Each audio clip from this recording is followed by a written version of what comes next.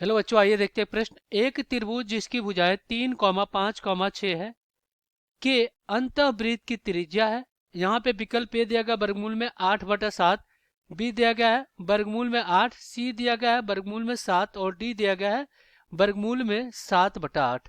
तो चलिए इसको हल करते हैं। सबसे पहले तो हम क्या करेंगे, मुख्य अवधारणा लिखेंगे। मुख्य अवधारणा, तो ये क्या होगा इस प्रश्न के लिए, तो हम एक यहाँ पे त्रिभुज बनाएंगे। ये आपका क्या है, एक त्रिभुज है। यहाँ पे कोण ए है और ये कोण बी है और ये कोण क्या है, सी है। इसके अंतर्गत क्या है, एक वृत्त है। इस त्रिभुज के अंतर्गत एक वृत्त है जिसकी त्रिज्या ये क्या आपका आर है। अब देखिए, अगर देखिए कोण ए के कोण सी के सामने की भुजा सी, कोण बी के सामने की भुजा बी और कोण ए के सामने की भुजा क्या है, ए है। इस प्रकार से है। तो यहाँ पे हम कह सकते हैं कि मान लेते हैं, माना त्रिभुज का क्षेत्रफल, त्रिभुज का क्षेत्रफल डेल्टा है। अगर हमने त्रिभुज का क्षेत्रफल को डेल्टा मान लिया और ये क्या वृत्त की त्रिज्या है, वृत्त की त्रिज्या, और वृत्त की त्रिज्या क्या है, आर है। और त्रिभुज का अर्ध परिमाप, त्रिभुज का अर्ध परिमाप, अर्ध परिमाप क्या होता है, ये होता है एस बराबर ए प्लस बी प्लस सी और बटा में 2। अब त्रिज्या और अर्ध परिमाप के बीच का जो संबंध होता है वो क्या होता है, डेल्टा बराबर आर गुणे में क्या होता है, एस होता है। तो हमें क्या निकालना है, आर निकालना है। तो आर निकालने के लिए हमें क्या करना पड़ेगा, यहाँ पे डेल्टा बटा एस निकालना पड़ेगा। अब यहाँ पे डेल्टा क्या होता है, आपका हीरोइन सूत्र होता है, ये होता है डेल्टा बराबर वर्गमूल में एस माइनस ए गुणे एस माइनस बी और गुणे में क्या होता है, एस माइनस सी और फिर आपका गुणे में क्या होता है, एस होता है। ये आपका सूत्र होता है। तो चलिए दिए गए प्रश्नों को हल कर लेते हैं। तो हमें जो भुजाएं दी गई है, यहाँ पे एक भुजा यहाँ पे कितनी दी गई है, 3, एक भुजा यहाँ पे कितनी दी गई है, 5, और यहाँ पे ये कितना दिया गया है, 6 दिया गया है। तो यहाँ पे ए कितना दिया गया है, 3, बी कितना दिया गया है, 5, और यहाँ पे सी कितना दिया गया है, 6 दिया गया है।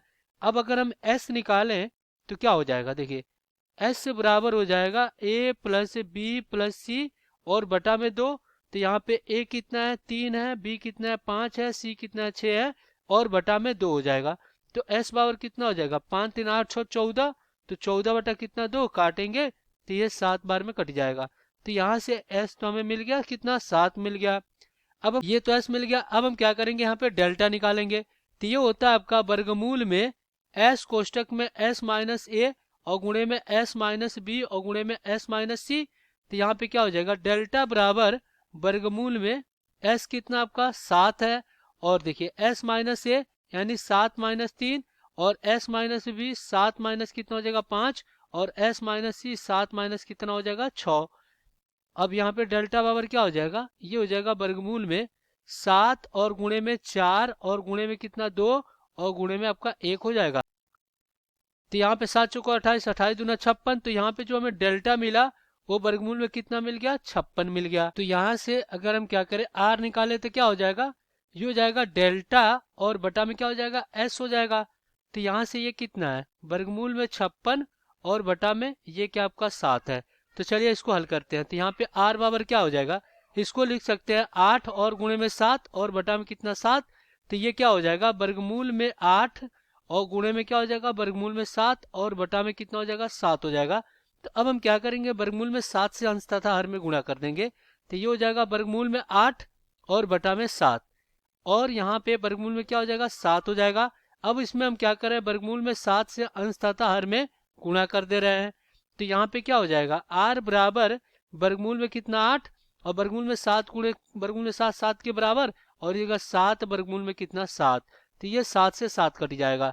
तो यहाँ से जो हमें आर प्राप्त होगा क्या प्राप्त हो जाएगा, वर्गमूल में 8 और बटा में 7। तो यही क्या होगा, आपका उत्तर हो जाएगा। अब हम क्या करेंगे, विकल्प में देखेंगे कि कौन सा विकल्प सही हो रहा है। तो यहाँ पे आप देखिए तो विकल्प आपका ए सही हो जाएगा। आशा करते हैं बच्चों ये प्रश्न आपको समझ में आया होगा। धन्यवाद।